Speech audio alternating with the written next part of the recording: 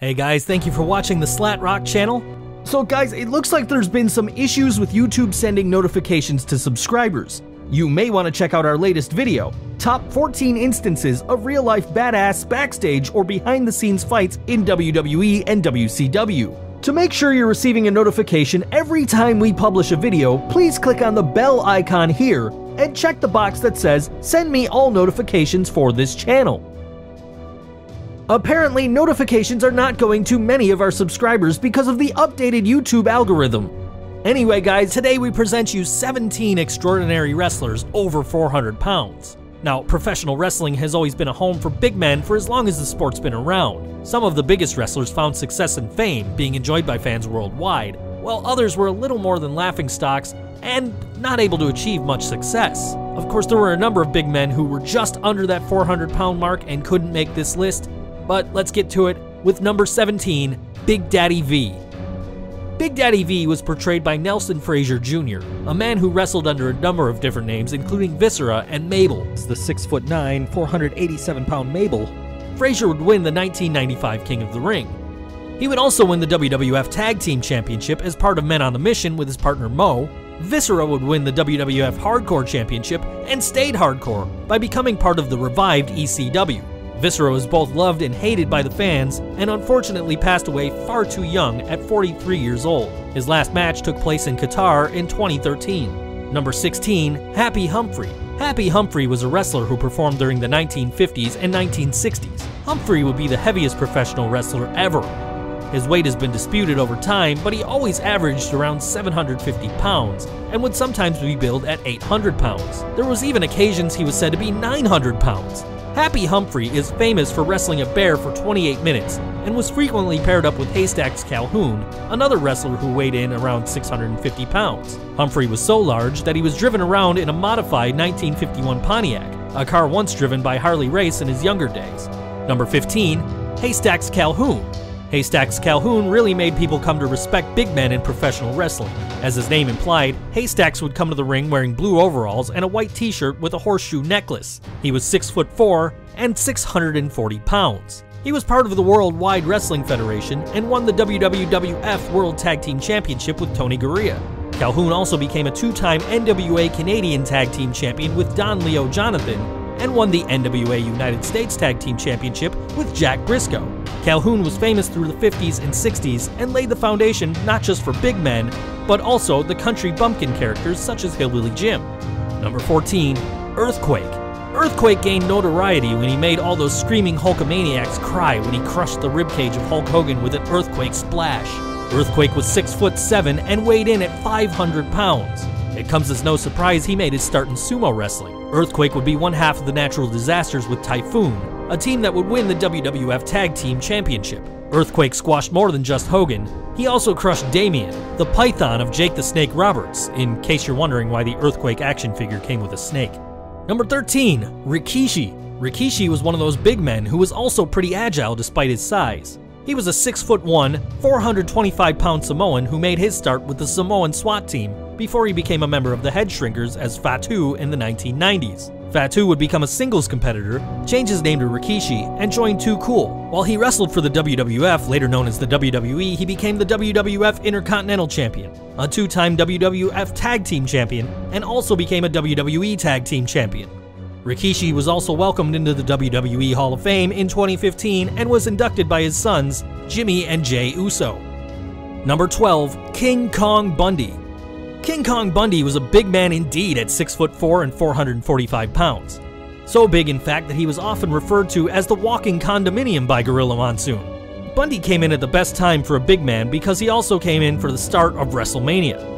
He defeated SD Jones in the first WrestleMania and would go on to headline WrestleMania 2 in a steel cage match where he battled Hulk Hogan for the WWF World Heavyweight Championship. Bundy also fell victim to The Undertaker's undefeated WrestleMania streak in 1995. Even though Bundy would never hold gold in the WWF, he did win the NWA American Heavyweight Championship twice and was a two-time winner of the NWA American Tag Team Championship as part of World Class Championship Wrestling. Bundy officially retired from professional wrestling in 2006. Number 11, Crusher Jerry Blackwell. At 5'9" and a rotund 474 pounds, Jerry Blackwell didn't look like one of the most agile big men of his era, but Crusher could deliver a standing dropkick like nobody's business, and if an opponent was nailed by his big splash, they felt it for days. Blackwell's unique style gained him initial notoriety in WWE in the mid-1970s, where he gave WWE champion Bob Backlund a run for his money in a series of matches. But the man from Stone Mountain, Georgia truly established himself as a major player in the AWA during the 80s when he emerged as a fan favorite in a major rivalry with Bruiser Brody. Number 10. Abdullah The Butcher. Volatile and sadistic, with wild, darting eyes to match, Abdullah The Butcher was the stuff of nightmares. Unlike other super heavyweights, the near 400-pound madman from Sudan didn't rely solely on his massive frame to damage opponents, instead preferring to incorporate a wide assortment of weaponry, none of which he wielded more reliably than his trusted fork. Whether he was dropping elbows or carving up scalps, Abdullah was a unique barbarian, whose sheer immensity and girth always felt like a secondary threat, taking a back seat to his uncontainable brand of mayhem. Number 9. Yokozuna. The name Yokozuna is a title given to those who reach the highest rank in sumo wrestling. Yokozuna came in at 6'4" and 589 pounds, and despite what WWF told you, was actually a Samoan-American wrestler who was only billed as Japanese. Yoko defeated Bret Hitman Hart and Hulk Hogan for the WWF Championship. He was also a two-time WWF Tag Team Champion with Owen Hart. Yokozuna died tragically young at only 34 years old and was posthumously inducted into the WWE Hall of Fame years later. He was part of the famous Anoa'i Samoan wrestling family, a family that has produced Rikishi, The Rock, Umaga, Roman Reigns, and the Usos, just to name a few. Number 8. Gorilla Monsoon. Gorilla Monsoon may not be remembered by younger wrestling fans, and some will remember him as only being an announcer. However, Gorilla Monsoon was a big wrestler, literally and figuratively, before he became an announcer and even before he became the WWF president.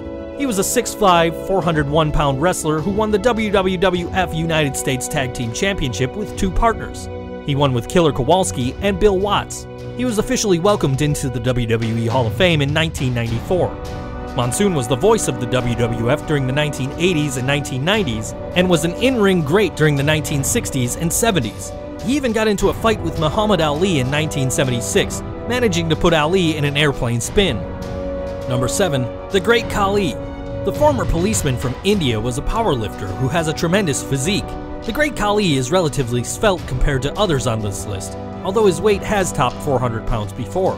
Khali became the WWE World Heavyweight Champion in 2007 after eliminating both Batista and Kane in a 21-participant Battle Royal match.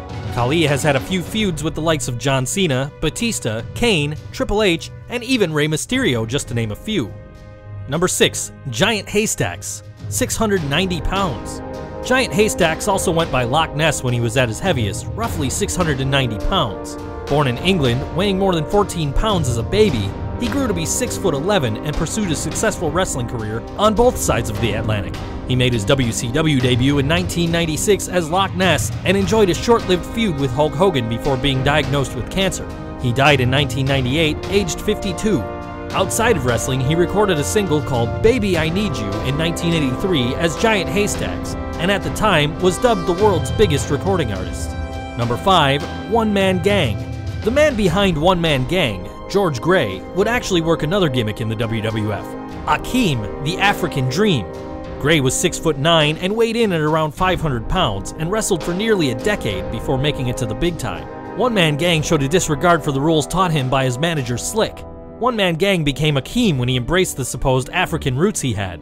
As Akeem, Gray would go on to become one half of the tag team, the Twin Towers, with the Big Boss Man. OneMan Gang may have never won gold in the WWF, but he did win gold in WCW.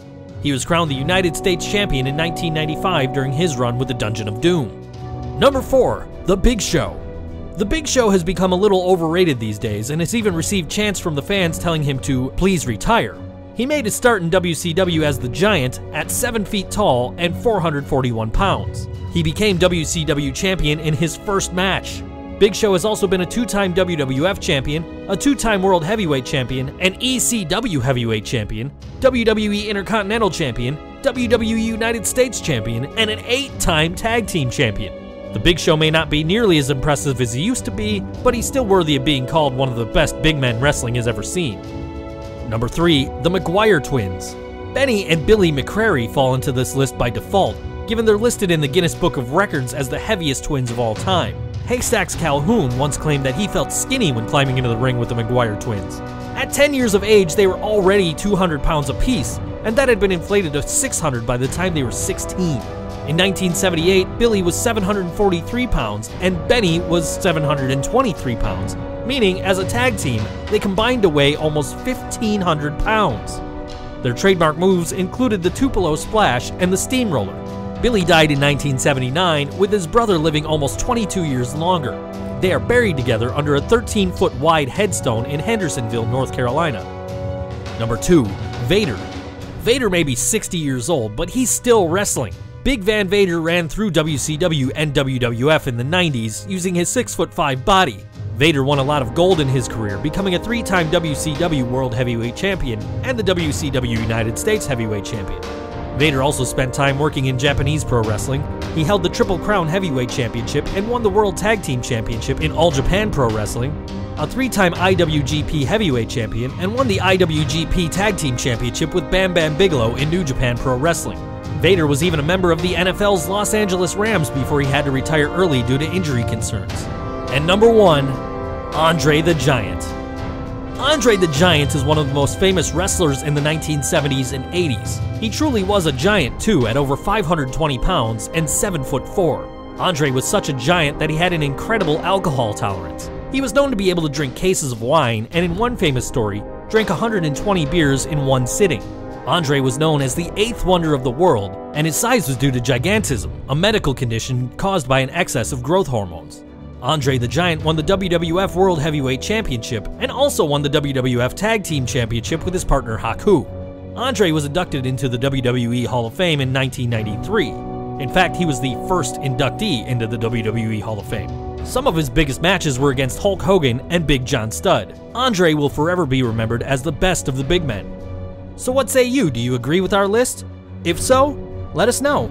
If not, let us know. Drop a comment below. If you like this video, click subscribe, and don't forget you can follow us on Facebook, Twitter, and Google+. Thanks for watching.